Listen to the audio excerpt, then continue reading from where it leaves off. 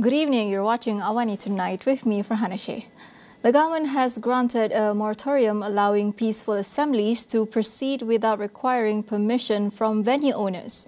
Prime Minister Datuk Seri Anwar Ibrahim says the decision will remain in place pending amendments to the Peaceful Assembly Act or Act 736. The proposed amendment, set to be tabled in the next Dewan Rakyat session, would eliminate the requirement for public rally organisers to obtain approval from venue owners. Instead, they will only need to notify the police 5 days before the assembly. In a Facebook post, Anwar said the amendment aims to simplify all forms of assemblies except for those that pose a security threat. Investigations into those who attended recent rallies, including the hunger strike and protests against the Security Offences Special Measures Act SOSMA, would also be halted. The government is set to review the Security Offences Special Measures Act 2012 or SOSMA. Communications Minister Fain Fazil says this follows a directive from Prime Minister Datuk Seri Anwar Ibrahim during today's cabinet meeting. Jadi insya-Allah dalam minggu ini Yang Berhormat Menteri Dalam Negeri akan tampil ke Parlimen untuk memberi kenyataan mengenai perkara tersebut. Tapi secara prinsipnya ada beberapa perkara yang telah dibincangkan dan dipersetujui berkaitan dengan menambah baik ataupun menyemak semula Akta SOSMA. The Act faced renewed scrutiny as several MPs called for its repeal, urging the Home Ministry to address poor detainee treatment as well as long delays in their court hearings.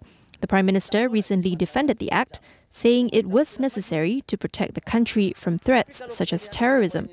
SOSMA was enforced in 2012 under Datuk Seri Najib Razak's administration as a replacement for the now abolished Internal Security Act.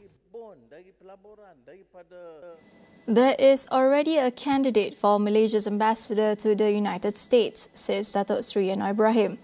The Prime Minister says the appointment is pending the King's consent, which is expected sometime next week. Ada calon tapi prosesnya itu seperti biasa akan diperkenankan oleh Tuan Agong. Jadi insya-Allah bila saya dapat ke Bahrain dan Tuan Agong kita boleh dapat berkenan. Malaysia's outgoing US Ambassador, Datuk Seri Nazri Aziz, confirmed his 2-year term ended on February 8th. The former minister reportedly said he would decline any offer to extend his term, adding that he would like to return and support Anwar in the next general election. The Malaysian Anti-Corruption Commission, MACC, is adopting artificial intelligence to combat corruption, with a plan to integrate the technology into investigations. MACC Chief Commissioner Tan Sri Azam Baki says the move aligns with the government's anti-corruption agenda. He highlighted that advanced technologies will enhance efficiency and transparency in combating corruption. Since rebranding from the Anti-Corruption Agency, ACA, MACC has introduced significant legal and structural reforms, though these changes have also brought new challenges. Azam Baki reaffirmed MACC's commitment to improving Malaysia's Corruption Perception Index (CPI) ranking, which remains 57th globally with a score of 50 for the second consecutive year. Prime Minister Datuk Seri Anwar Ibrahim, who officiated the event, pledged increased financial support and manpower to strengthen MACC's efforts. The Education Ministry's student tracking system is expected to help reduce student dropouts and absenteeism among SPM candidates. Now enhanced with AI, the system has already decreased the number of at-risk SPM candidates from tens of thousands to just over 8,000. Education Deputy Director General Dr. Muhammad Azam Ahmad said the system helps identify students who have dropped out or are at risk of doing so from primary to secondary school levels. The AI-enhanced version of the system, introduced last year, assists teachers in detecting students for early and targeted intervention. Muhammad Azam added that the ministry offers 18 forms of assistance for students at risk of dropping out, including those experiencing financial difficulties. On February 6, the Education Ministry revealed that a total of 8,076 candidates for the 2024 SPM examinations had been absent for all written papers. We'll go for a quick break. Stay tuned for more.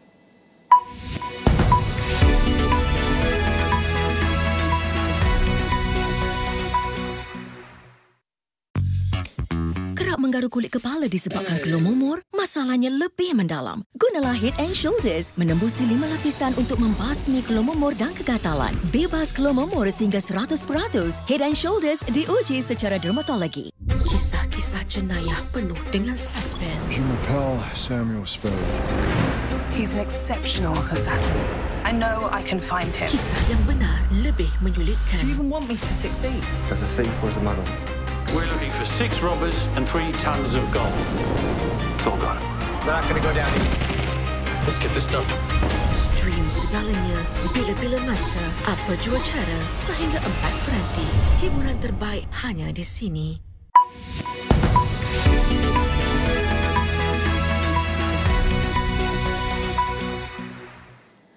Welcome back. A fire at a resort construction site in South Korea's port city of Busan has killed 6 people. Fire authorities say 7 others were injured while 100 people were evacuated from the area. Another 14 individuals were rescued by helicopter from the top of the structure. The fire started just before 11 a.m. at the site of the Banyan Tree Hotel. It is believed to have started on the first floor of the construction site where workers stored insulation materials. Around 100 workers were present on site when the blaze erupted. Investigations into the cause of the blaze is ongoing. German sports car manufacturer Porsche announces plans to cut nearly 2,000 jobs in response to weak demand in China and a sluggish transition to electric vehicles. The cuts will be made in the coming years in Germany, primarily at its Stuttgart headquarters and nearby research center. Porsche's human resources chief attributed the layoffs to delays in ramping up electromobility and challenging geopolitical and economic conditions. However, he said no compulsory redundancies would be made. Despite being one of the Volkswagen Group's most profitable subsidiaries, Porsche has faced declining fortunes with global deliveries dropping 3% last year, driven largely by a 28% slump in China. The car manufacturer employs about 42,000 workers worldwide. It already began reducing its workforce in Germany last year by allowing temporary contracts expire. The Japanese government is releasing its emergency stockpile of rice to address soaring prices of the staple food. This marks the first time Tokyo has tapped into its rice reserves due to disruption in distribution. Agriculture Minister Taku Eto said the government would release 210,000 tons of rice from its 1 million ton stockpile. Japan has previously used its emergency rice reserves during emergencies such as major earthquakes. Rice prices have continuously gone up after spiking last summer, after extreme hot weather in 2023 led to a shortage, causing demand to surge. The government had hoped prices would stabilize when newly harvested rice hit the shelves in autumn, but the increase went on. The country continues to face soaring temperatures as persistent heat waves fueled by climate change engulf many parts of the globe. U.S. President Donald Trump inked a plan for reciprocal tariffs targeting countries he claims have unfair trade policies towards America. Staff were instructed to develop custom tariffs for each country, taking into account factors such as their existing tariffs, exchange rates, and trade balances. We want those companies to come to our country in all due respect. You know, they took the business away. Taiwan took our chip business away. We had Intel, we had these great companies that did so well, and it was taken from us, and we want that business back. We want it back in the United States, and if they don't bring it back, we're not going to be very happy. The memo signed by the president asked for the staff to submit a plan for reciprocal trade and tariffs within 180 days. Trump's Commerce Secretary nominee, Howard Lutnick, said studies should be completed by April 1st and that the tariffs could kick in as soon as April 2nd. Beyond the European Union, Trump's latest move is expected to impact trade relationships with India, Vietnam and Thailand, countries that have relatively high tariffs and rely on the US as a big market for exports. It came shortly after Trump met with Indian Prime Minister Narendra Modi in Washington, where the two leaders agreed to work together on a trade deal. Over in Australia, severe tropical cyclone Zelia hit the country's west coast on Friday, packing wind speed of 290 kilometers per hour. The cyclone made landfall at Port Hedland, one of the world's busiest iron ore ports, dumping intense rain and threatening flash floods. The eye of the Category 5 storm, the highest rating on the scale, crossed the east coast of Port Hedland just after noon, sparing the town from its most destructive winds. However, forecasters warn of record-breaking rainfall, with up to 300 millimeters expected in the next 24 hours and 500 millimeters over 3 days. As the storm approached, many residents were seen queuing for sandbags, while authorities urged the town's 15,000 people to stay indoors. Non-essential staff were also relocated, and the iron ore export hub was shut on Wednesday as a precaution. Western Australia's northwest coast, the most cyclone-prone region in the country, last faced a storm this severe with Cyclone Ilsa in April 2023. Youths are often referred to as the leaders of tomorrow and should be given a voice at the table shaping their future. Arjun Jaya Vijayan shares the challenges of youth advocacy, especially when navigating online risk.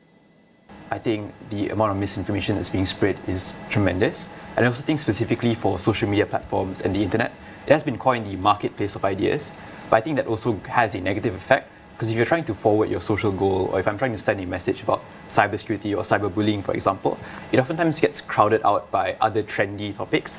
And it, like, social media incentivizes trendiness. Yeah. So it doesn't, the information that gets put out doesn't necessarily need to be informative. It just needs to align with a certain trend or needs to sound emotive. And I think that's a problem, because a lot of the topics like climate change is oftentimes science-based or very technically, like, you need a lot of technical knowledge. And if we just focus on getting out emotional content, or if that's what people respond to on social media, or if that's what the algorithm rewards, I think it ends up like hardening or making the pursuit of advocacy harder, especially for youth. Meanwhile, Jessie Lee discusses how young people can be empowered to play a greater role in important discussions. One thing that I've heard a lot from other youths, especially when I've had talks with them, is that most of them said that they didn't feel comfortable about voicing their opinions because they felt like they would be judged or accused of like some sort of thing because they just had an opinion. So I think the step that we could take is definitely creating a comfortable space for them so that they can really express their opinions without the fear of being misjudged or just having an opinion in general. Catch the full episode on It's About Youth every Friday at 10:30 p.m. only on Astro AWANI. That wraps up AWANI tonight. Check out our web portal, keeping you informed on the critical events shaping our world, all in one place at international.astroawani.com. That's all for now. I'm Farhana Sheikh. Thank you for watching and good night.